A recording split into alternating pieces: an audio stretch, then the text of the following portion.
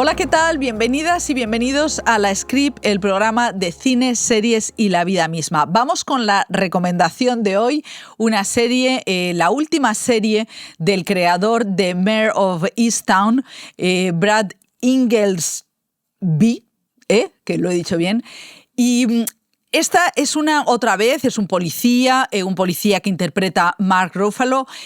No tiene el brillo, la sorpresa, la retranca que tenía Mare, aquella maravillosa serie con Kate Winslet, pero sí que tiene una densidad que me ha impactado. Vuelve a rodarse también en la zona de Pensilvania, en esas zonas donde las casas no tienen una verja blanca, donde son casas aisladas, donde hay coches viejos y destartalados, gente que bebe mucho, que fuma mucho, que tiene una cierta violencia, y es precisamente esto lo que me interesa. Es una historia muy masculina de la América fallida. Es esa América de clase trabajadora que ya ni siquiera habla de política. Es una serie protagonizada por hombres, padres de familia, que están completamente enfadados, tatuados, que utilizan las pistolas, que están metidos en una senda de violencia que normalizan. Y me sorprende también de una manera, me parece muy interesante, porque no hay ninguna glorificación, está totalmente en las antípodas del cine de Spielberg, ¿no? No es nada inspiracional. De hecho, el personaje de Mark Ruffalo está basado en el tío del propio creador, que también era un sacerdote católico que se salió y se metió en el FBI. Es decir, que es la América derrotada que no le puede echar la culpa ni al fentanilo, ni a los mexicanos, ni a nadie. Es sencillamente los propios demonios americanos, y también me parece muy relevante que sea una sociedad de hombres que ha expulsado a las mujeres, ¿no? Las esposas, las madres se han ido. Y la burguesía, esa burguesía blanca americana, no aparece por ningún lado. O sea que muy interesante Tusk, que está en HBO. Y hoy tenemos en La Script dos grandes figuras del cine español. Vamos a empezar con Alejandro Amenábar, que nos viene a hablar de su última película, El cautivo, y luego una fiesta, que es Nora Navas. Así que empiece La Script, como siempre, patrocinada por Kaiku Café Latte, que nos da la energía necesaria para tirar para adelante. Así que vamos allá.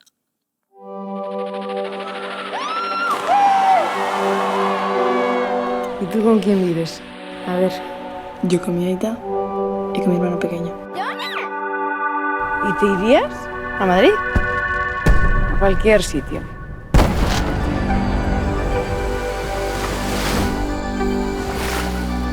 El tema de ahorita como para mamá.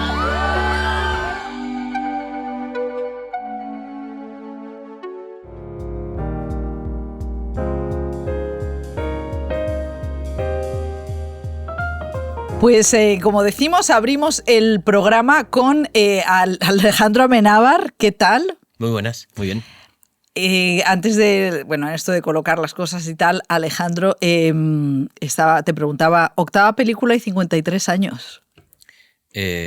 Sí, no sé si son muchas o pocas. Yo cuando estaba en la universidad y quería hacer cine pensaba que podría hacer muchas, y igual no son tantas. Lo que pasa es que empecé muy pronto, entonces eso suma. Pero bueno, sí pensé que habría hecho alguna más. Sí, eso me hace gracia. Bueno, estamos hablando del Cautivo, que es la última película de Amenábar, que se estrena mañana, y te has cruzado, porque en La Script hacemos también como en las películas, aprovechamos todo como con los cerdos, y entonces se ha cruzado con Alcaine, el director de fotografía, que decía que esa cabeza enciclopédica que tiene Alcaine hablaba de que el cine viene del cine mudo, y que era el cine en el que todo se contaba con imágenes. Cuando tú empiezas, ¿qué es? O sea, lo que te tira, la atracción, ¿es las imágenes? La música.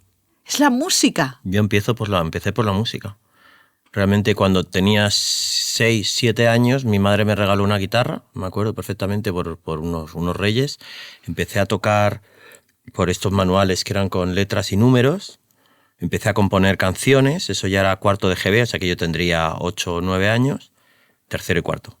Y ahí lo que hacía también era leer, me gustaba mucho leer, leía pues bueno todas las novelas de Enid Blyton, empecé a leer a Agatha Christie, etcétera, pero el cine no había entrado en mi vida, y el cine entró a los 10 años. Bueno, antes de eso vi Superman, y Superman, entre otras cosas, me impresionó mucho la música de John Williams. Entonces conseguí la banda sonora original, empecé a aficionarme a músicas de películas, incluso antes de ver las películas, y en algún momento todo eso confluyó en descubrí el cine, por supuesto. Descubrí el cine en las salas de cine, que eso fue bastante tarde, eso fue prácticamente la adolescencia.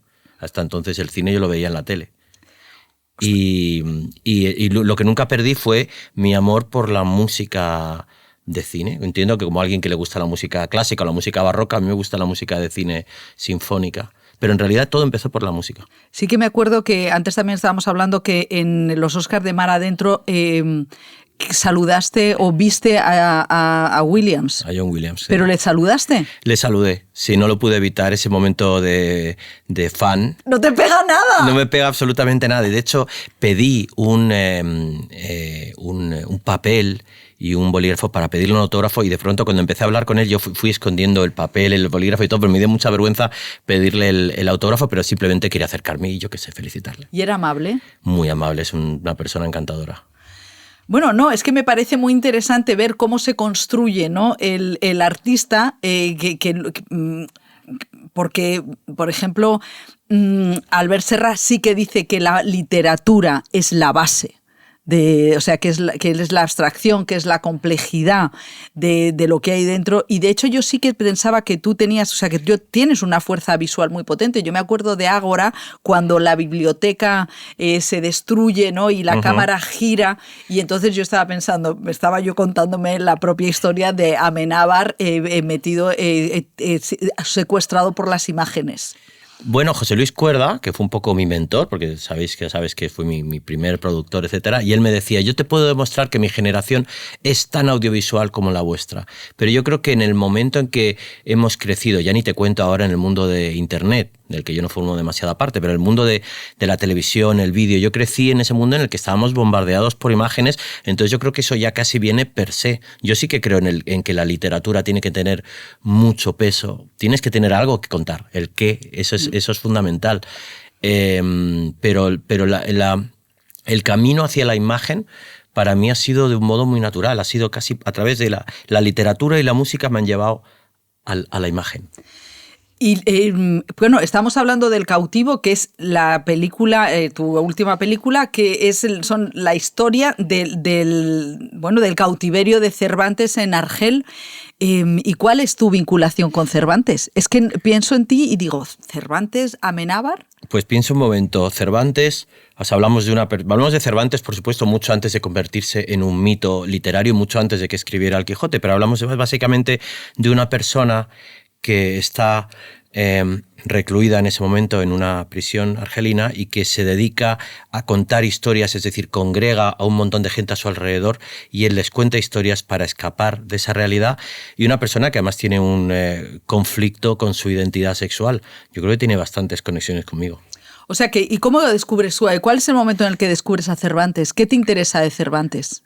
¿O qué parte de qué es su obra? Bueno, Cervantes todo el mundo sabemos quién es. Yo me lo encuentro vivo enfrente de una estatua de Cervantes, de Don Quijote, Sancho Panza, donde todo el mundo va. Veo a los japoneses que van a hacerse fotos. Es decir, todo el mundo sabemos quién es Cervantes, pero realmente nadie sabemos quién es Cervantes. Eso fue lo primero que me sorprendió. Qué poco sé de un personaje tan importante en nuestra cultura, en nuestra literatura. Y entonces, rascando, encontré esta etapa que yo desconocía completamente, que es la etapa de su cautiverio, y que te habla de cómo se gesta una vocación. Porque en esta etapa coinciden prácticamente todos los ensayos en que a través de ese trauma del cautiverio, que fue prácticamente similar a una experiencia en un campo de concentración del siglo XX. ¿Él tenía cuántos años? Tenía 28. Cuando lo secuestran los corsarios árabes y lo llevan a Argel, que era una gran prisión llena de rehenes por los que se pedían rescate. Entonces, si tu familia podía pagar el rescate, salías de allí, y si no, te pudrías allí o te convertías al Islam. Esa era la salida, digamos, que tenías. Te convertías al Islam, y ya eras uno de ellos, perfectamente podías llegar a ser el bajá de Argel, ¿no? No había esa estratificación que estaba tan marcada a lo mejor en la sociedad de Castilla en aquel momento. Entonces él se encuentra con ese dilema y ya digo que esa etapa tan traumática y que a él, cuando él ya vuelve de Argel, ya lo único que hace es escribir como si no hubiera mañana. Entonces yo creo que esa experiencia traumática a él le marca de alguna manera. Eso es muy, muy interesante ese momento. Claro, además yo no sabía porque tú dices, ¿por qué sobrevivió en Argel? ¿Cómo sobrevivía? Claro, sobrevivía porque de alguna manera tenía una familia, o sea, era algo de nobleza porque los otros quedaban totalmente. Bueno, él la confusión que se crea es que él lleva unas cartas de recomendación y entonces se le confunde como una familia noble, pero él no venía de una familia de dinero, su familia era pobre. De hecho, la que intenta durante esos 5 años reunir el dinero suficiente, que es su madre, es finalmente quien lo consigue. Él se tira 5 años de cautiverio porque la familia no logra reunir el muchísimo dinero que se pide por él. O sea, a él se le tiene por noble, pero él realmente no es noble. Entonces también hay que eso he querido contar en la película, hay un juego de alguien que no está en su lugar. Está en un lugar que no le corresponde. ¿Y en qué nos habla El cautivo al 2025? ¿Qué nos dice?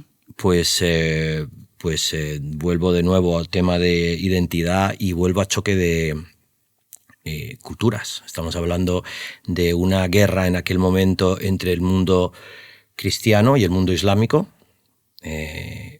Un personaje que se ve obligado a convivir con la cultura del enemigo, que había sido expulsado. Iba a ser muy pronto, los berberiscos o moriscos iban a ser expulsados de España. Estamos hablando de limpieza étnica, de alguna manera también. O sea, creo que hay muchas... Yo cuando vuelvo atrás en la historia, siempre es porque encuentro claves para entender mi propia realidad y quizá incluso el futuro. Cuando hice una película como Ágora, que era una película sobre una historia de hace casi 2000 años, yo lo que veía era una rima perfecta de lo que sentía que estaba por venir en los próximos años. Y luego haces películas, por ejemplo, Ágora, mientras dura la guerra, películas sobre artistas o intelectuales, digamos que depurados por el sistema, ¿no? ¿Hay algo? ¿Qué hay ahí? Quizá es personas o personajes que tienen que enfrentarse en algún momento o tienen que decantarse en algún momento. Ese camino me interesa, ese camino que es al final es una toma de conciencia, una toma de posición. Y también, en mi caso, que siempre he apostado por la moderación, yo siempre digo que me encantaría vivir en una de esas etapas de las que nadie se acuerda. No me habría gustado vivir la Revolución Francesa, ni la Reconquista Española, nada que implique exaltación de la sangre, violencia, etc. Entonces, ese tipo de personajes, el personaje que interpreta Rachel Weisz en Ágora, Unamuno, que se ve envuelto en una guerra civil en la que de un lado y el otro le están diciendo que se pronuncie. Y yo personalmente apuesto por la moderación y siento que lamentablemente en estos momentos turbulentos las voces moderadas son las primeras en ser apagadas o ser reprimidas. Bueno, pues yo me planteo además como un personaje público también yo qué es lo que haría, qué es lo que tengo que decir. Y lo cuenta a través de estos personajes. Y precisamente hablas de la identidad sexual, que es una cosa que ha sido un poco como tabú. Claro, ya te pones a buscar entre las visiones académicas y hay algunos que están enfadadísimos, incluso por el opúsculo, ¿no?, de Arrabal, que daba por supuesto que Cervantes era judío y además era homosexual. ¿Por qué? Dices, bueno, ¿por qué crees que Cervantes era homosexual y qué nos dice eso? ¿Cuál es la importancia? Bueno, yo creo que primero matizaría que esto es un viaje que me he ido dando cuenta con los años, yo que me declaro abiertamente homosexual, pero creo que igual tendemos a clasificarnos. Todo esto viene ya desde la terminología casi por la psicología en siglo XX, pues homosexual, heterosexual, bisexual, etc. Y yo creo que la realidad hoy más que nunca nos está demostrando que es mucho más fluida y más diversa de lo que parece. Entonces, tú no tienes por qué ser necesariamente homosexual. Puedes estar con una persona, con una pareja, con una mujer, haber tenido tus hijos y a lo mejor haber tenido una relación sexual, un encuentro sexual, o a lo mejor haber tenido una relación afectiva y sexual durante años con una persona de tu mismo sexo. Entonces, ¿eso cómo lo calificas? Entonces, yo en la película, de alguna manera he querido jugar a esa ambientación, por supuesto, a esa ambigüedad. Por supuesto que quería contar una conexión y una relación entre el cautivo Miguel de Cervantes y su captor Hassan Bajá. Básicamente porque esa es una de las hipótesis que aparecía prácticamente en todos los libros de historia que me he leído para esta película. Aparecía la posibilidad de que Cervantes hubiera escapado del castigo y de la muerte tras 4 intentos de fuga y ser descubierto los 4 intentos, porque tenía esta relación especial con el Bajá. Y me pareció que desde un punto de vista de la dramaturgia era la historia más bonita de todas. Me apetecía contar esa historia. Y luego aparte porque para mí, en pleno siglo XXI y en esta sociedad en la que vivimos, no debería ser un problema. Yo entiendo que eso era un problema en el siglo XVI y es por lo que Cervantes se encarga la información de Argel para librarse de las acusaciones de Blanco de Paz, que es el personaje que interpreta Tejero, que lo acusa básicamente de sodomita. Entiendo que en aquella época era un problema, pero hoy no es un problema. Entonces, ¿por qué voy a renunciar a contar esta manera de contar el personaje por miedo a qué o a quién? ¿A quién pretende incomodar? Sería renunciar a mi propia naturaleza. No, sí, me acuerdo que precisamente en Mar Adentro decías, no quiero crear polémica, sino reflexión. Y claro, estaba seguro de que la ley de la eutanasia iba a producirse ya entonces, también lo mismo con mientras dure la guerra, pero yo cuando salí de ver la película, un compañero dijo, esto se va a tomar como una provocación. Y claro, yo me volví y dije, hombre, una provocación me parece excesivo. O sea, yo sinceramente pienso que no. Quiero pensar que no, que no hay motivo para escandalizarse, porque lo que estoy contando lo estoy contando con el corazón, con toda la honradez hacia el personaje, es decir, yo estoy completamente, me siento conectado con el personaje que cuenta la película y estoy contando que era un héroe, porque lo debió ser, sin duda, para organizar esos intentos de fuga, que era carismático, que tenía luz, que tenía sentido del humor y sí, aparte se besa con un hombre. ¿Dónde está el problema?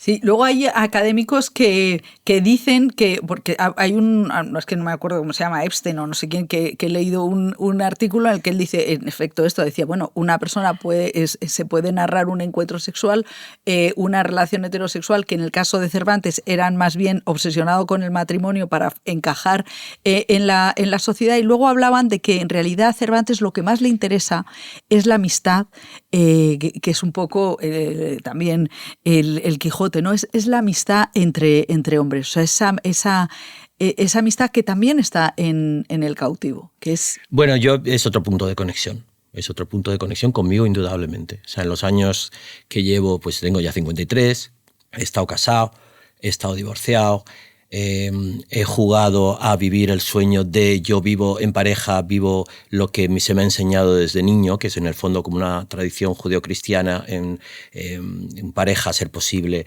tener descendencia, en fin. Yo con los años he aprendido a valorar las amistades. Yo no diría solo amistad entre hombres, sino amistades en general. Tener un círculo de personas con las que te entiendes, que trascienden esa categoría de personas, se convierten en hermanos, en hermanas, y yo lo valoro muy mucho. Y eso evidentemente conecta con la naturaleza del Quijote. Tú que tienes una carrera larga, corta, que decías al principio que no sabes si 8 películas son muchas o pocas, ¿tú sientes la necesidad de hacer cine? O sea, ¿cómo es esa relación de, por ejemplo, cómo es? Pues mira, siento la necesidad de hacer cine y soy muy consciente de que el cine ha llenado mi vida, por no decir la ha salvado. Pero no he sentido hasta ahora la necesidad de hacer una película sobre la necesidad de hacer cine. Me explico. Igual que no he hecho hasta ahora una película sobre mi condición sexual, hasta ahora, esta es la primera película en la que abordo, pues sí, la homosexualidad, porque no he tenido la necesidad, nunca he sentido la necesidad de contar cómo el cine ha sido tan importante en mi vida. Y lo aprecio. Una de mis películas favoritas, por ejemplo, es Cinema Paradiso, que es una película que yo vi y me voló la cabeza, porque claro, yo la veo adolescente, veo la historia de un adolescente en un pueblo que quiere ser director de cine, en fin, me siento muy identificado con eso. Pero cuando llegó la hora de mirar dentro de mí si contaría una historia de cómo el cine cambió mi vida, es como que no me sale, pero soy muy consciente de que el cine cambió mi vida. ¿Y de qué te salva a ti el cine? ¿De qué te ha salvado? Del aburrimiento, para empezar. Pues mira, cuando yo empecé a ver cine, que ya digo, sería 12, 13 años en casa de estos vecinos que tenían mis padres, y era cine en VHS, o sea, yo empecé a ver el cine en la televisión.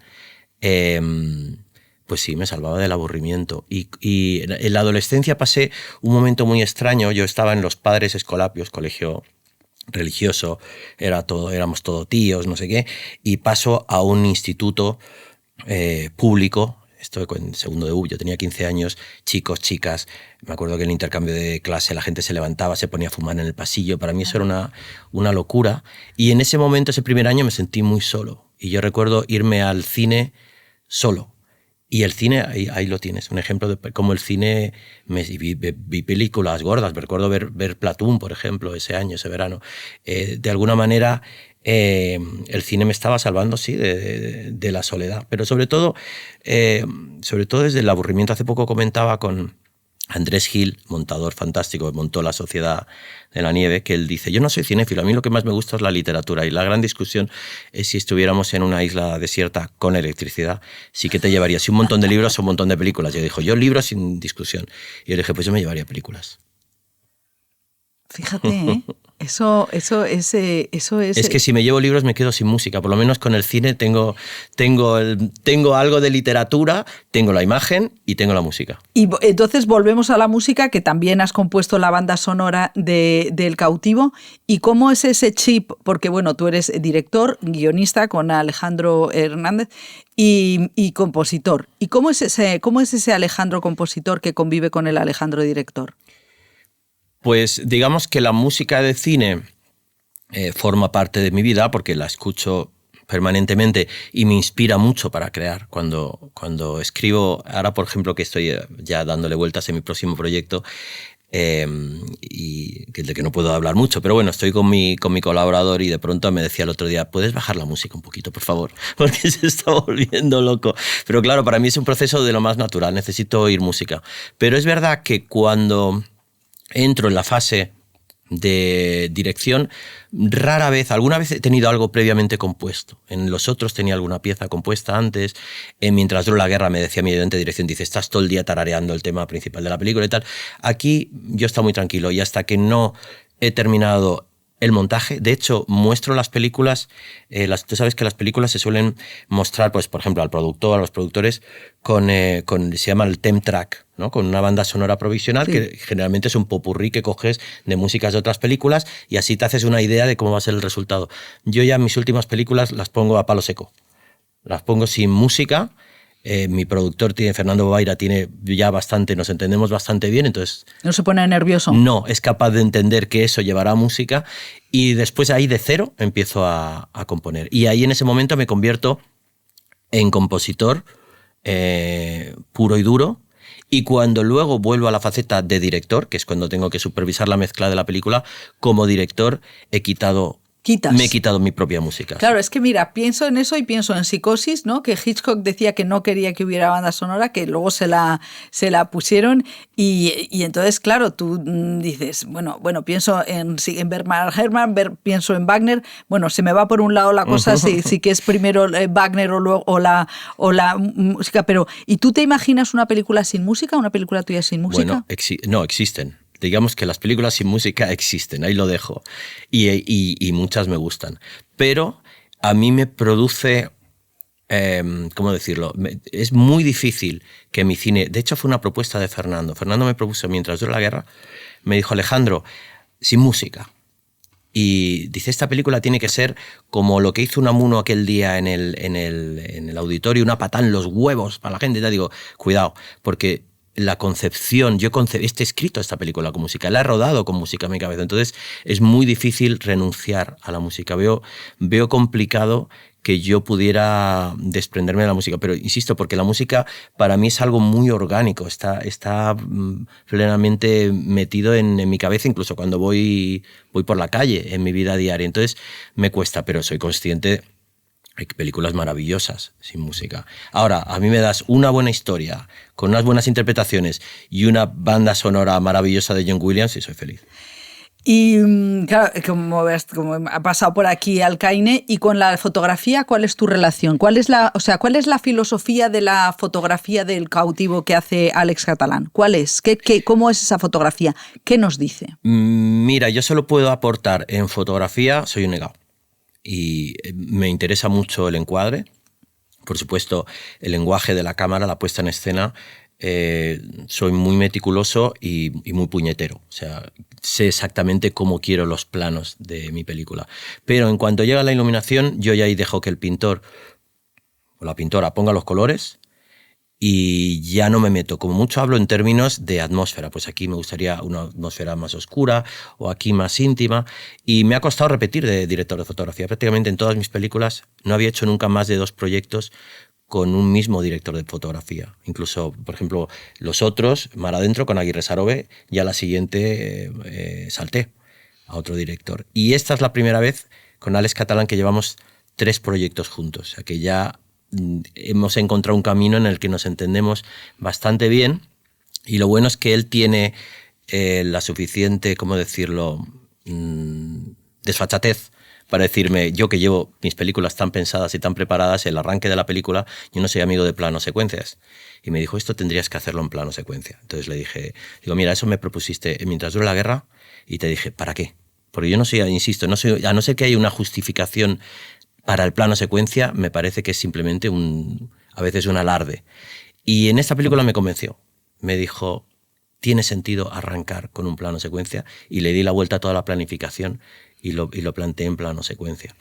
Qué gracia, ¿no? Porque es verdad que el plano secuencia, estas películas, toda plano secuencia, a veces digo, te lo habrás pasado muy bien tú, el director, pero yo me está sobrando aquí tiempo. Yo creo que a veces, a ver, hay planos secuencia maravillosos y justificadísimos, pero a veces tengo la sensación de que puede llegar a ser un alarde, entonces prefiero si no estar plenamente justificado. Y bueno, luego en cuanto a la iluminación, sí que tomamos una decisión, Alex y yo, y es que la película está jugando con la ficción y con la realidad, porque, como sabes, Miguel de Cervantes cuenta una historia que luego va a formar parte del Quijote, que se va entrelazando con su historia real. Y al principio habíamos pensado diferenciarlo claramente, estos 2 mundos, realidad-ficción, y un momento que pensé, digo, ¿y por qué? ¿Por qué no lo jugamos precisamente a que convivan los dos? Entonces no hay ninguna separación entre el mundo de la ficción y el mundo de la realidad. Y tú que has empezado en los 90, ¿qué te ha parecido? ¿Cómo ha sido el cambio de modelo? La industria ha cambiado muchísimo, se ha pegado un patas arriba todo. ¿Qué es lo que te ha costado de estos cambios?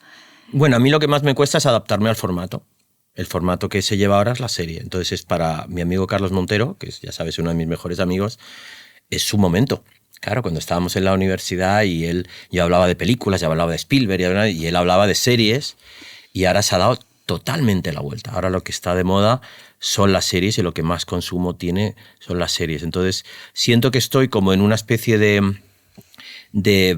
formato un poco más relegado, pero no necesariamente extinto. Yo no pierdo la esperanza en que las películas, es decir, un formato en 2-3 horas, todavía tenga vigencia. Yo personalmente lo disfruto muchísimo. Y en el formato serie, me cuesta como creador. He hecho una serie justamente antes de esta película, una miniserie, que es lo que me permitió además que me encajara la cabeza. Me empeñé en rodar yo todos los episodios, pero veo difícil que yo entrara en un engranaje de una serie, imagínate, showrunner, varias temporadas, etc. Para mí la película es algo como muy artesanal y que me empeño en manejar hasta el último detalle, y que eso en una duración de 2 horas pues puedes hacerlo. En una serie de 5 temporadas es imposible.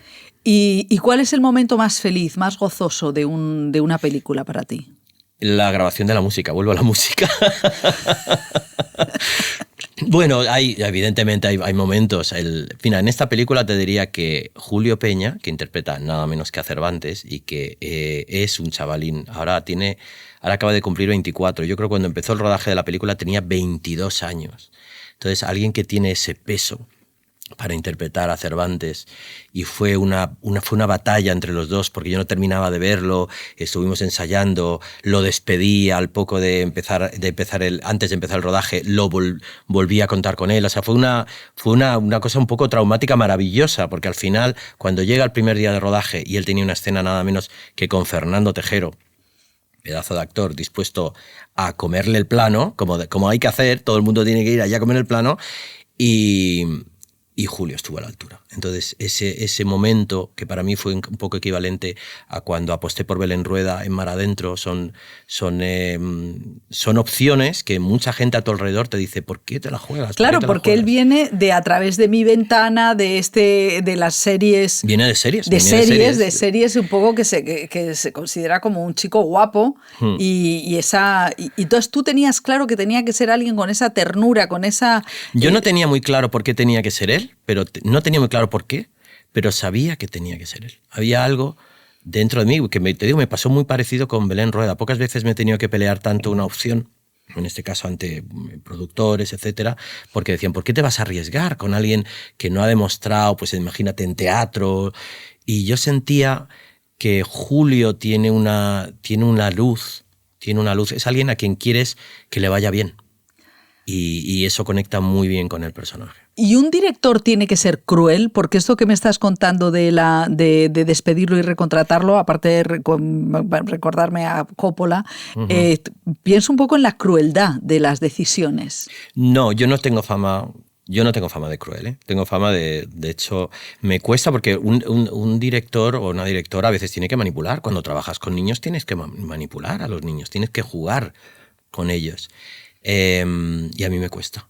A mí me cuesta entrar en ese terreno. A veces es el propio actor el que te lo demanda. Aquí había una escena, vuelvo a Julio, en que Julio no lo había dado todo. Efectivamente se había rodado mal y él me lo planteó y le dije, escucha, mañana a primera hora lo repetimos. Vamos a repetir tu plano. Y Luis Callejo, que tiene ya muchas tablas, me dijo, ¿quieres que le dé un bofetón? Y digo, ¿cómo? Dice, esto se hace, ¿eh? Digo, ¿cómo? Sí, empiezas a rodar, ruedas, a la toma que tú me digas, tú me haces así y me asientes con la cabeza y yo le doy un bofetón. Entonces pueden pasar dos cosas. Puede pasar que él me devuelva el bofetón y se vaya del plató, o puede pasar que él lo incorpore a la interpretación y consigamos sacar, y tal cual. Tal cual, eso pasó. ¿Y le dio un bofetón? Le dio dos, de hecho. Y Julio todavía me lo agradece. Pues quiero decir que eso es de lo más cruel que he hecho yo, que he autorizado yo a hacer un rodaje. Pero he de decir que la idea fue de Luis Callejo. El cabrón fue Luis Callejo. Esto es casi de juicio. Dice, ¿eres cruel? No, no soy cruel. Me lo ha sugerido Luis Callejo. Pero aparte de eso, no me gusta llevarlo yo, por ejemplo, el rodaje que se cuenta de Eyes Wide Shut, en fin, de hurgar ahí, yo no me siento capacitado para eso. Pero es verdad que alguien que está en la dirección sí tiene que ser, lo que tiene que hacer es conseguirlo. O sea, que yo lo intento conseguir por las buenas y tengo la suerte de que consigo las cosas por las buenas. Me tengo que enfadar muy pocas veces en un rodaje. Y luego también porque soy muy consciente de que un rodaje es una carrera de obstáculos, por lo tanto sometida al error permanente. Todos nos equivocamos. A veces el ayudante de dirección se le ha olvidado un detalle, todos nos equivocamos. Cuando ves que hay un equipo entregado, además con el que llevas trabajando varios años, no puedes echar la bronca porque alguien se le ha ido la pinza una vez, porque tiene que contar todo el aval del trabajo que se ha hecho previamente. Bueno, te tengo que hacer, nos patrocina Kaiku Café Latte y te tengo que hacer la pregunta de ¿cuál es tu energía? ¿Cuál es tu momento de buena energía en el día? Yo soy de mañana, obviamente. Soy de café por la mañana y funciono, porque para mí la mañana es la mayor demostración de que sigo vivo. Entonces, no sé, es para mí el mejor momento. O sea que por la noche tienes miedo a morirte. No, porque ya te he dicho que me voy tranquilo. Entre otras, Pero bueno. entre otras cosas, lo que hago es no leer la prensa. O sea, te prefiero desvela. leerme el Quijote a leerme, que me lo he tenido que leer, por cierto, para esta película, porque mucha gente nos damos por que sí hemos leído el Quijote y yo el Quijote entero no lo había leído. Yo ¿Y lo cuál es reconozco. el capítulo del Quijote que más te gusta? El cautivo. ¿Cómo no? Claro, no, es que a mí de Marcela, me gusta el de Marcela. Vale. Y eso que decía Berman de que al final del día tiene que haber 3 minutos netos, eso de dices, Eso yo no se lo he oído. ¿De cómo es? eso tiene una biografía terrible en la que solamente habla de sí mismo, no habla para nada de nadie de su entorno, bueno, un poco del director de fotografía, y dice, lo malo de una peli es que tú, como director, tienes que saber que al final de cada jornada tiene que haber 3 minutos netos, 3 minutos que son película. Y eso, cuando no está saliendo, es un infierno. Bueno, hay días mejores, hay días peores. Yo he aprendido a relajarme. Tengo un ayudante de dirección maravilloso, Fernando Izquierdo. Yo llevo los rodajes muy preparados. Para mí es como presentarte unas oposiciones. Entonces, independientemente de lo que luego te plantee la actriz, el actor, oye, prefiero mi escena plantearlas y tal, yo llevo mis deberes hechos, llevo perfectamente el guión técnico. Entonces, todos sabemos la lista de planos que hay que rodar al día. Hay planos más complicados, el plano de que hablaba antes, el plano secuencia, ese se rodó en 2 días, por ejemplo. Y no serán ni 2 minutos de película.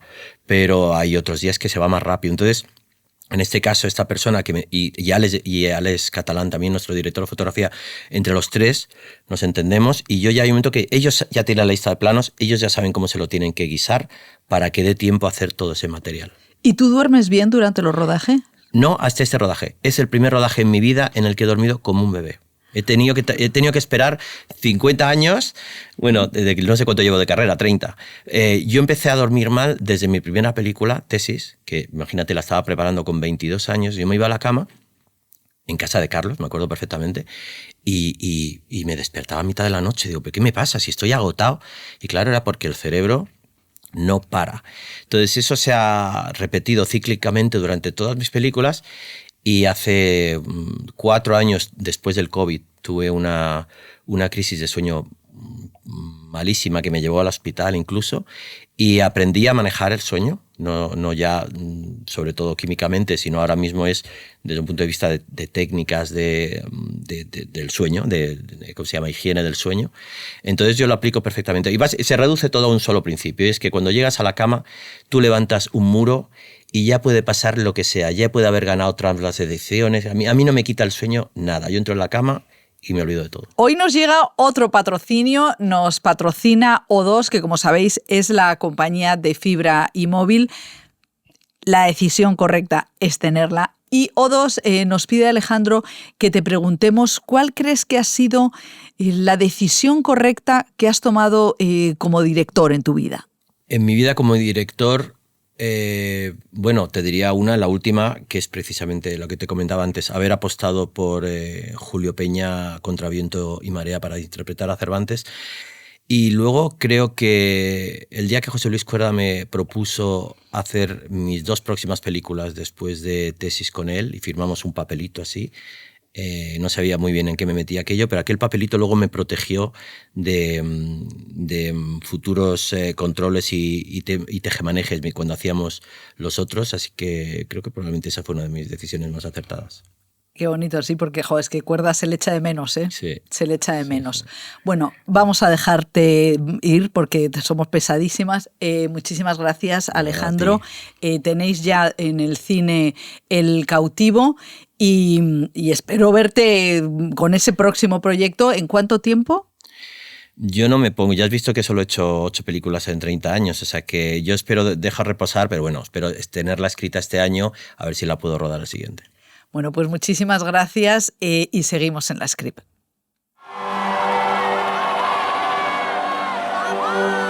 ¿Yone? Os voy a volver a citar dentro de 4 meses, si en la medida de lo posible tú como cuidadora principal puedes venir con tu aita. ¿Aita? Se la han dado. ¿Ondo?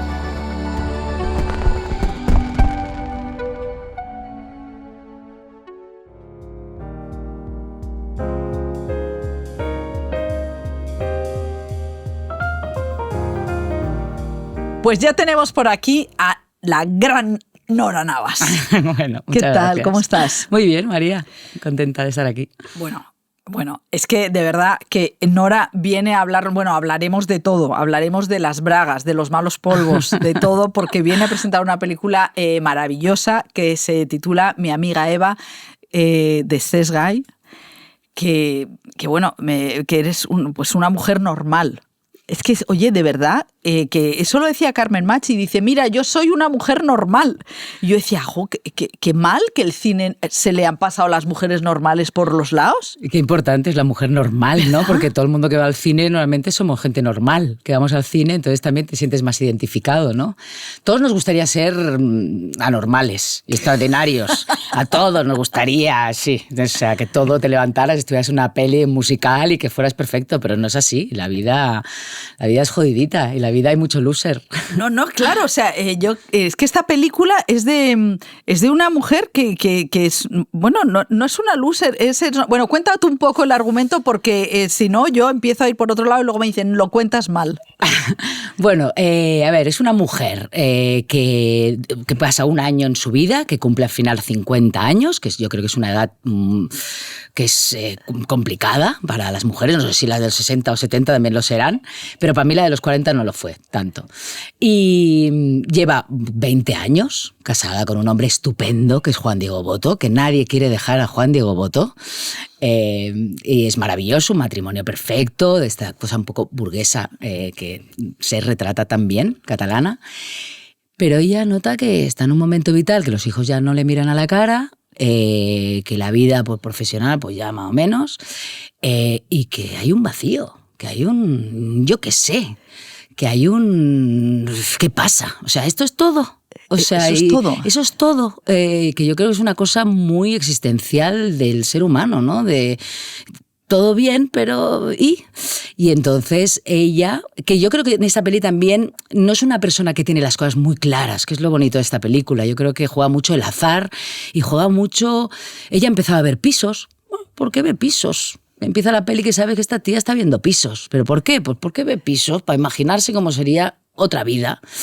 Y pues hay un encuentro en Roma y que hay un disparador que nota que, hostia, que quiere volver a jugar el juego del amor. Bueno, es que es muy bonito eso. Dice, no me esperaba esto de mí. Yo eso tampoco. Es muy importante, claro. No me esperaba esto de mí porque, claro, es una comedia romántica desabrida sobre las ilusiones que están ahí. ¿Tú cuál dirías que es la idea de fondo, ¿no? Lo que a ti la reflexión de la película que te interesa? Pues yo creo un poco la sensación esta de que en la vida no tenemos las cosas claras, que la vida te vive, los pensamientos te piensan, las circunstancias te traspasan y que las cosas no son tan claras ni son tan fáciles en la vida. Aunque, oye, estamos con el desastre del mundo, esta mujer muchos problemas no tiene, o sea, porque tiene una casa, puede dejar a su marido, puede crearse otra, pero oye, cada circunstancia es la que es en la propia vida, ¿no? Y yo creo que puede ser un drama de uno mismo, aunque no sea catastrófico. Y yo creo que un poco es la sensación esta un poco existencial de antes de que se me acabe. Sí. Antes de que se me acabe. ¿El qué, no? Que tampoco sabemos el qué, pero antes de que se me acabe, porque yo ahora estoy hablando de los 50, pero pienso, hostia, a los 70 también, igual que me pasa que digo, oye, antes de que se me acabe. Y en el lecho de la muerte, antes de que se me acabe, ¿no? Entonces, sí, porque la gente mayor no quiere por eso, que no quiero agarran. decir, claro, mi padre tiene 84 años y me dice, que me dijo el otro día, muy gracioso, no voy a quedar más con esta mujer porque me está acosando un poco. Y digo, papá, pero que eres Robert De Niro, o sea, que eres Brad Pitt, y él aún, dices que son muy mayores. Digo, pues como tú, pues él no lo cree. Y entonces, esta cosa, yo acabo de cumplir 50, también esta cosa de que es diferente separarse a los 30, es diferente separarse a los 40, y estoy viendo que es diferente separarse a los 50, donde ya no te miran tanto por la calle, donde ya la mirada de masculinidad a la mujer siempre estamos muy sometidas a eso, ¿no? Desde la adolescencia, pues a los 50 es o me voy a un monasterio budista y paso de los tíos ya, y paso de todo, y ya me empiezo a trabajar por dentro la espiritualidad, o sigo ligando. ¿Qué hago? Bueno, hay una parte en la película que me parece muy interesante y es que Eva, que es tu personaje, está en una fiesta en la que los tíos de 50 sienten que están bien sienten que están como autorizados a ligar y sin embargo Eva se siente rara. Es como que el mundo del ligue ya no, o la seducción ya no está hecha para mujeres de 50. Y yo creo que eso está muy bien reflejado, ¿no? La torpeza de... Sí, que dice que no sabe qué hacer con los brazos. Sí. Es que no sabe qué hacer, no sabe ver, el otro le mira y... Pero también de la excitación, creo que también a los 50, por sensación que estoy viviendo yo, la entrada a la menopausia, por cambios, los hijos ya no te miran a la cara, yo creo que es una nueva adolescencia, como un embarazo para adentro. ¿Sabes? Porque yo creo que aún tienes esta cosa, que los estrógenos están ahí, que tienes aún líquido, pero de repente no tienes, y entonces estás como con la llama ahí, ¿sabes? Estas llamas que suben y bajan, y entonces estás como muy vivo, y entonces esta cosa de la Eva, que es muy adolescente también, está en la fiesta, estás fuera de tu país, que también cuando te vas, empieza la peli que está en Roma, creo que cuando tú sales de tu centro, de tu matrimonio, de tu casa, de tu trabajo, de tu no sé qué, te puedes inventar un poquito. Sí. Te puedes inventar y te puedes ir a una fiesta, porque mañana no estaré en casa, me voy a una fiesta. Y estás allí, que te había dicho que era una cena, y dices, bueno, es una fiesta. Y también yo creo que a Eva le pasa que ha perdido un poco, cuando llevas 25 años con tu marido, nunca has ligado antes, porque a lo mejor te has conocido estás en la clase de los delfines de P3. Del mundo del ligoteo. Es que no sabes pero qué has de hacer.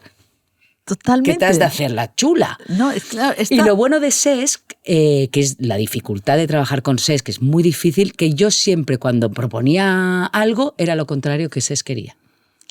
Por ejemplo, hay una secuencia que ella dice voy a quemar todas las naves, le propongo sexo por la mañana, y cuando él la escribió, que para mí es patética esta secuencia, yo aparecía así como, en plan, y me hace, no, ella cero sexy.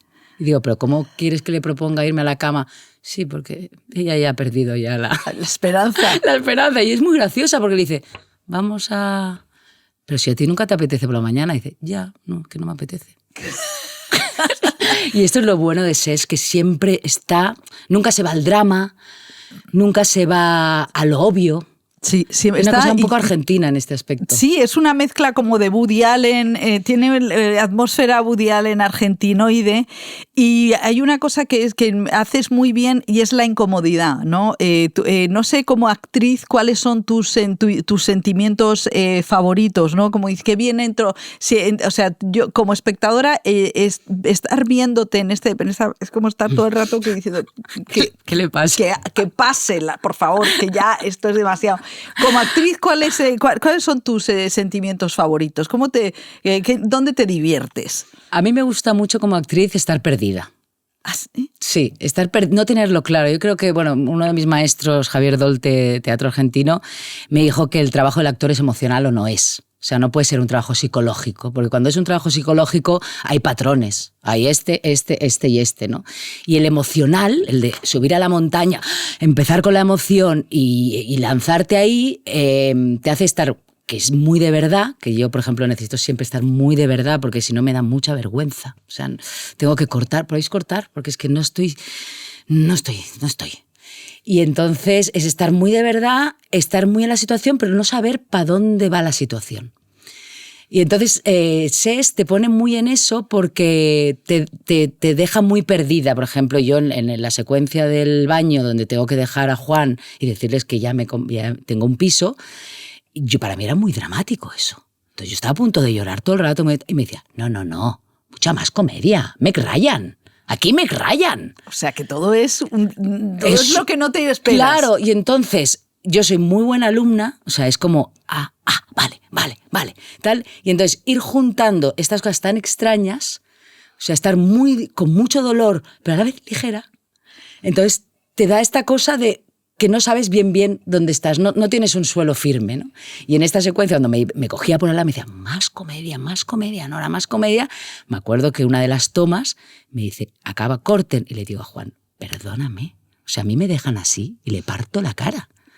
Porque claro, era como y luego Juan doble... Diego, que él, que hace muy buenas comedias, porque hemos empezado a descubrirle No me gusta conducir, luego hace unos cortos que se ríen de él, que es muy interesante ver estos juegos de poner actores que no te esperas, que eso es una cosa preciosa. Y tú, que eres una orgullosa cincuentañera, que está fenomenal, porque yo te veo una cincuentañera alegre, que eso es sí, eso. Sí, esto lo perderemos. Y tú como actriz dices, ¿cómo ves la carrera hacia detrás? Dices, ¿es lo que te esperabas? ¿Mi carrera? Tu carrera, tu vida, a los 50, has llegado hasta aquí? ¿Qué esperabas tener, ser en este momento? Pues es que no lo sé, porque como esta es mi vida, no lo sé. Yo siempre me planteo como que cada proyecto que empiezo de nuevo, con ilusión, no solo me nutro de cine, mi vida se nutre a nivel que voy pasando de muchísimas otras cosas. Miro hacia atrás y me siento orgullosa sobre todo con la gente con la que he trabajado. O sea, me emociono de pensar mi vínculo con Agustí Villaronga. Con Marcoll, me la vuelvo a encontrar, digo, qué bonito. El otro día, por ejemplo, que fue hacía 88 años del asesinato de Lorca, revisaba a Doña Rosita la Soltera del Teatro Nacional con música de Paco Ibáñez, con esos 3 monólogos, con el monólogo final y me emocionaba, y salía joven haciendo la entrevista con ya como hablando de mayor. Y digo, pero si estaba jovencísima. O sea, como que me veo igual que esa chica de 38 años que hablaba, me veo como igual, como empezando. O sea, tú no has sido muy planificadora. O sea, eres... No. Nada. Ah, no. Nada. Y soy muy de nutrirme, por ejemplo, ayer, que ahora empezamos la serie con los hermanos Cabezudo, me nutro mucho de... ¿Cómo se? Matar a un oso. Matar a un oso. Me nutro mucho de mis compañeros, o sea, me encanta estar con gente con talento, con la que sé que voy. Estoy con Paul López, con María Rodríguez, con Edu Fernández. Digo, hostia, qué gusto. O sea, voy a poder saltar al vacío, ¿no? Voy a tener ahí partners de qué gusto. Y también con buenos directores, ¿no? Pero de planificar, nada. Yo creo que he sido muy intuitiva. Como me dicen amigas mías, dice, si has dicho que no, es que seguro que estará bien. Bueno, dicen en Recursos Humanos que lo que hay que hacer es decidir lo que te dice el estómago. Totalmente. O sea que y yo creo que mi carrera ha estado más hecha de nos que de sís. Ah, sí, o sea, ¿tienes agallas para decir no? Sí. Sí, porque le tengo mucho respeto a mi profesión. Entonces yo estar en un proyecto en el que no comulgo, en el que lo que voy a decir es una chorrada, con las personas que estoy no tengo feeling porque no me gustan sus energías y tal, prefiero salirme del barco, porque nadie es imprescindible.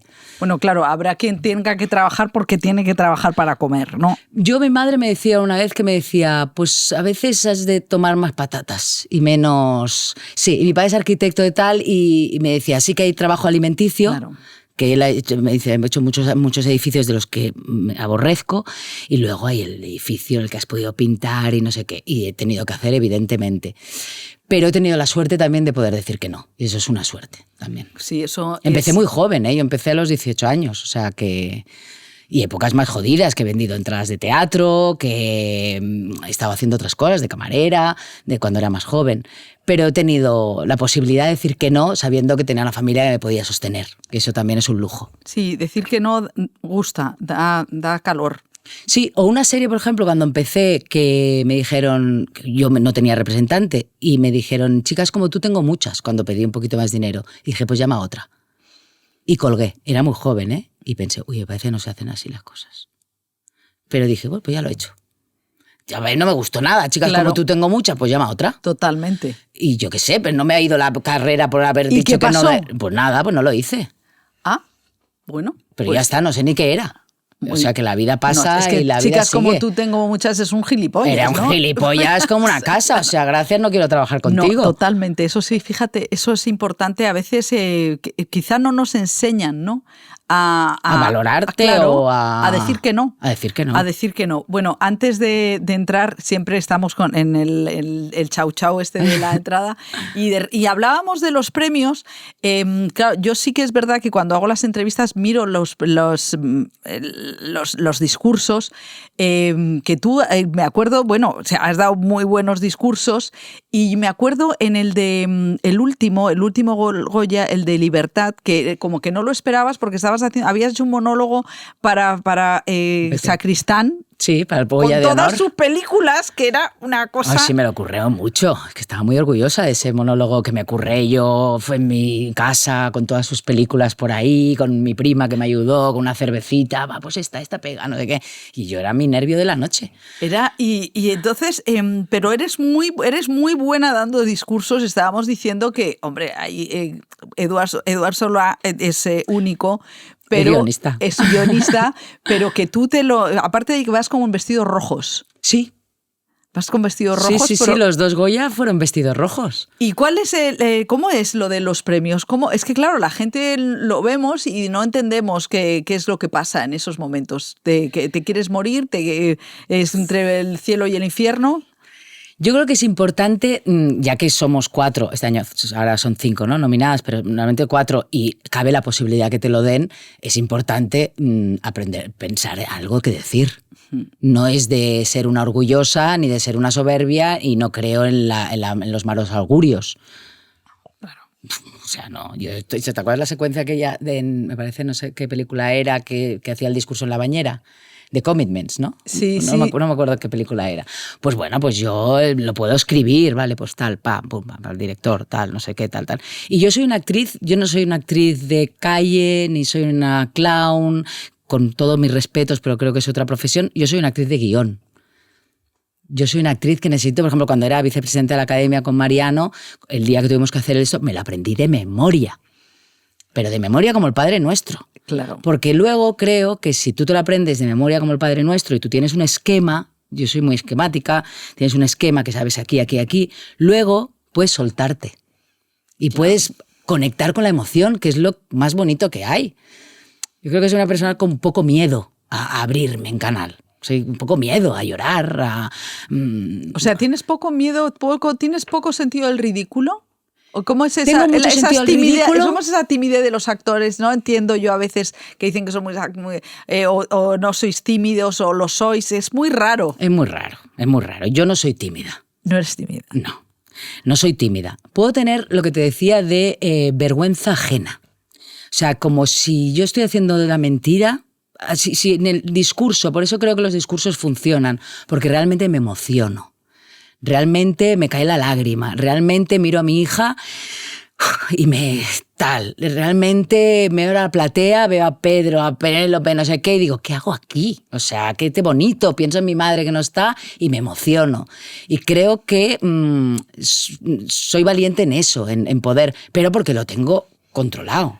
No, es que me encanta, o sea, te lo estudias como si fuera un guión. Claro, es una escena. Claro. Como una escena para después, que es lo que me pasa en el cine, me gusta, o en el teatro, me gusta un poco la vacuidad, o sea, para que después un poco desaparezca la Nora más egoica. Por eso me gusta que mis personajes, cuando los hago, sean muy distintos. Porque que desaparezca esta Nora que está juzgando. Por eso el trabajo emocional. Yo creo que si el trabajo es emocional será diferente la jueza, Anaís de Yo Adicto, la de la Mesías, porque me he estudiado todo eso, esa psicología de esa persona, tal, para luego poner mi emoción.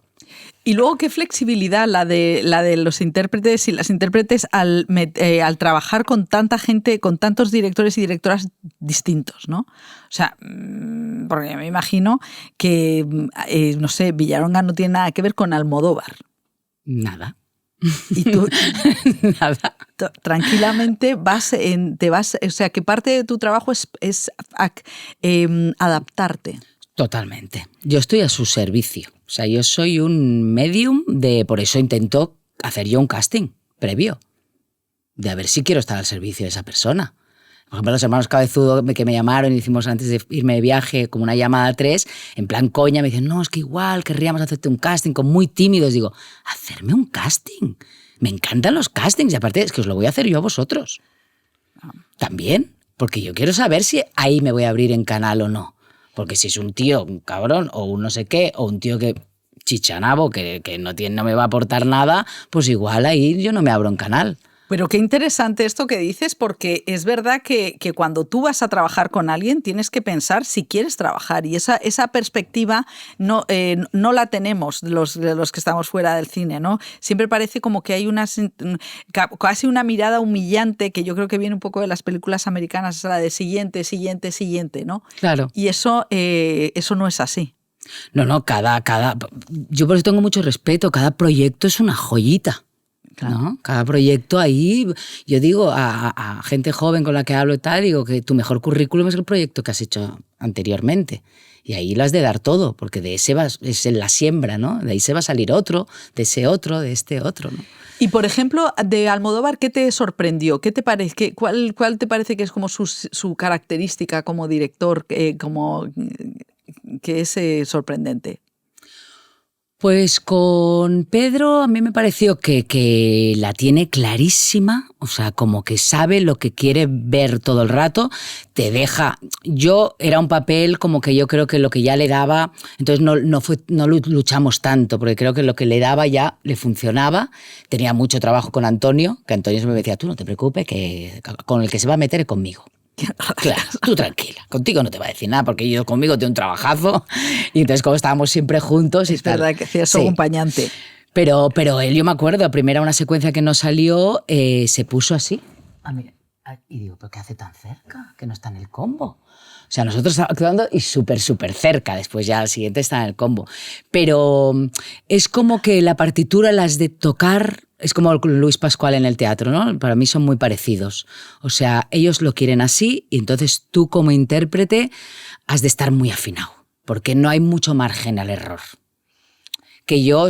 A mí cuando empiezo me gusta que me dejen equivocarme. Claro. Tampoco he tenido un papel con mucho peso en Dolor y Gloria, con lo que tampoco te puedo explicar muchísimo, ¿no? Pero a mí me gusta poder empezar y equivocarme, que es muy difícil, ¿eh? Porque siempre intentamos dar en la nota, siempre intentamos hacer bien las cosas. Pero en el arte, por ejemplo, a mi hija se lo digo mucho, que ella más para pintora, no sé qué y tal, y es como muy perfeccionista. Digo, en el arte te has de permitir la equivocación. Si tú trabajaras de ingeniera agrónoma o de ingeniera de la NASA, pues no te equivoques, por Dios, o de médico. Pero en el arte... O sea, Apolo, ¡pa! Y de ahí salía el arte, de una raya fuera de lugar, ¿no? Mi hermano es pintor y yo lo he visto sufrir y equivocarse y romper un lienzo y tal. Y digo, y en la actuación parece que tenemos que ser estupendos todo el rato. Eso lo dice Fernando Colomo, ¿no? En su película decía, es que qué bonita a veces es la imperfección. Maravillosa. Y luego, claro, eso también te da un estado mental más, más relajado, ¿no? Porque qué complicado también es el tener... Bueno, a mí me parece como esto de tener la cámara aquí o Almodóvar aquí. Claro, y el otro día hablaba con Victoria Luengo y me decía, claro, de repente... Pedro, la estética para él es muy importante, ¿no? Entonces, yo creo que, por ejemplo, yo y Victoria, o un tipo de actrices mucho más salvajes, mucho más imperfectas, ¿no? Esta cosa de pon la barbilla aquí y pon la mano aquí y más... Y hay una frase muy dice, ¿no? Papada in, papada out, de Pedro, ¿no? Ah, papada in, papada out. ¿No? Claro, de repente... Claro que nadie queremos tener papada. Yo, a Sesc, con Ágata, en la secuencia del teatro, con Ágata hacíamos como levanta y tal, pero en plan coña. A mí me han venido directores de foto y me dicen, Nora, ponte así porque te marca. Y digo, a mí no me vengas y me digas esto. En plena secuencia, o sea, me da pela. Me da igual, claro. Es que me da igual. Me da igual. A veces voy un poco a mi contra porque de repente digo, qué mal he salido aquí, pero da igual. A mí no, es que eso no, yo me dedicaría a otra cosa. No, pero qué importante eso, lo de no vigilarse, ¿no? Porque eso que es un sufrimiento. Me ha encantado lo de papada in, papada out, aunque no creas que lo he entendido. Porque me pongo... Bueno, es para la cámara, ¿no? Si estás así, es papada out, si estás así, papada in. Tampoco a mí no me lo dijo, por suerte. No, cuando estás así. Por eso que cuando una actriz va a hacer fotos y tal, digo, es que esta no es mi profesión, qué difícil, como estar estupenda todo el rato, claro. ¿no? No, pero bueno, también yo creo que tú estás perteneces a una generación buena, ¿no? Que es una generación que, para empezar, hay muchas directoras, que eso es una alegría. Bueno, en toda España, pero en Cataluña una sala entonces, cantera. eso, no sé si con tus compañeras de generación decís, bueno, se ha notado que han llegado una nueva generación de directoras y que os miran de otra manera. Sí, totalmente. Y que aparecen diferentes personajes, lo dije en Clara Roquet, ¿no? Hay un abanico de edades y de mujeres y de temas y de emociones, ¿no? Y yo siempre lo digo, yo soy una actriz que realmente he trabajado mucho con muchas mujeres. Con Silvia Moon, con verdad. Clara Roquet y con Marc Coll y con Daniela Fegerman, muchas mujeres y muchas noveles también. ¿Y eso de qué depende? Bueno, porque me llaman, porque les debo gustar y me lanzo ahí, sí. Y tampoco es que yo tampoco haya tenido de estos grandes directoras y directores muchas llamadas.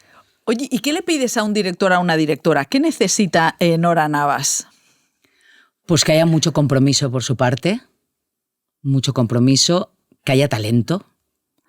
Eso es duro, ¿no? Ya, bueno, no le pido, yo chequeo. Digo, hostia, aquí hay, qué gusto. Ahí habla un idioma, inteligencia. A mí me pone mucho la inteligencia. Cuando empiezo a leer un guión y las notas que me dan, veo inteligencia, digo, vale. Inteligencia y esta cosa que hablábamos antes de la pérdida, sin tópicos. Ya, hay que huir, claro. Huir del tópico, huir de las cosas sabidas. Por eso me gusta tanto a mí el cine argentino. Yo viví 1 año y medio allí, hice teatro allí. Que no sabes bien. ¿Cuándo empieza la obra? Ya ha empezado. Pero tal, y ya se abre la puerta y ya empezó. A mí el teatro que te sientas, ¿sabes? Y dices, vale, ya sé todo. Es verdad que los argentinos llegas al teatro y empiezan a hacer cosas y a veces estás como diciendo, ¿y qué hago? ¿Me callo ya? ¿Me callo? No me callo. ¿Ya es aquí o era allí o no sé qué? ¿No? Y a un director le pido que me sorprenda, ¿no? También. Yo que me ponga en un lugar. ¿Y a ti no te ha apetecido dirigir? Yo he dirigido teatro, así muy underground. He escrito también, porque he hecho algún curso de dramaturgia, pero ¿sabes qué me pasa, María? Que soy vaga y lo que te decía, tengo como un otro mundo en el que cuando no estoy en esto me nutre mucho. Oye, pero eso me encanta porque ¿qué otras cosas te interesan que no están en la interpretación? Pues me interesa mucho, es que puedo friquite esto, pero no, me interesa mucho, que hasta estoy pensando, pues todo el tema espiritual, mucho. Todo el tema de meditación, todo el tema de la psicología transpersonal, todo el tema de la alimentación, de medicina china, o sea, como cosas, sí, la lectura de ensayos, de la mente, el budismo, me interesa muchísimo. Entonces, o estoy con un guión, porque si no la ficción, yo no soy muy lectora de ficción, soy más lectora de ensayo, de la mente, de cómo funciona, de neurocirujanos, de estas cosas. Y en la meditación, es que no sé con quién estábamos hablando, que me decía que la meditación tiene mucho que ver con la interpretación. Muchísimo. ¿En qué? Y yo a todo digo que sí, pero no. Tú sí. Sí, pero no. Pues muchísimo. Yo al principio llevo muchísimos años haciendo yoga, meditación y tal, y al principio decía, joder, si yo estoy intentando no apegarme a las emociones, ¿no? Que es la meditación, la mente está hecha para pensar, para programar, para recordar, para memorizar, tal, pero hay un espacio de vacío en el que entras en la meditación y entonces tú dejas pasar las emociones, los pensamientos tal, y no te apegas a ellos, o sea, no te identificas con ellos. Bueno, esto es una de las de esto. Pero yo lo veo y ahí está como la vacuidad, que le llaman los budistas, ¿no? El vacío, la naturaleza innata de la mente. Y yo me dedico a una cosa llena de emociones, de pensamientos, de palabras, de no sé qué y tal. Y yo al principio decía, pero yo, porque me gusta tanto la meditación y el vacío y me dedico a una cosa tan de tal. Y luego lo vi, digo, si yo como Nora intento apartar a la Nora y luego yo digo, a ver, ¿Eva qué tiene? Pues Eva tiene un poquito de estos pensamientos, ¿vale? Un poquito de estas neurosis, ¿vale? Un poquito de estas obsesiones. Y ese vacío más de Nora desaparece porque ahí está como mi trabajo. O sea, no darme importancia a mí. Porque si no te das importancia a ti, por ejemplo, dejas de ser susceptible. Decía Claudio Naranjo, por ejemplo, decía que aprender a meditar es aprender a dejar de quejarse. O sea, no quejarse, no creerse las cosas, no empatarse con la ira, ¿no? Porque la ira, bueno, pasa, pues ya está. ¿Ayer tenía ira? No, pues ya está. Pero los personajes mola, que de repente tenga ira, de repente la coge. Entonces es como un poco un cajón desastre. O sea, es casi como en Minority Report, que coges las cosas así. Exacto. Y este personaje, ¿qué cosas coge para llenarla y cuándo coge y cuándo la suelta? Y cuándo tal, ¿no? Entonces yo empecé a entender que, vale, pues me sirve la vacuidad, que la vacuidad es un estado imposible, pero que me sirve la vacuidad para poder trabajar. Tenemos que terminar, que afortunadamente tenemos patrocinios, que ya sabes que comemos los periodistas. Entonces, y bebéis. Sí, bebemos. Y entonces, claro, en Gaiku preguntamos ¿cuál es la energía? ¿Cuál es tu energía cotidiana? ¿Tú eres de las de que te levantas como una moto o tomas té? Y no, ¿cómo eres? ¿Eres matutina? ¿Eres nocturna? Yo soy súper matutina, pero muy, muy matutina.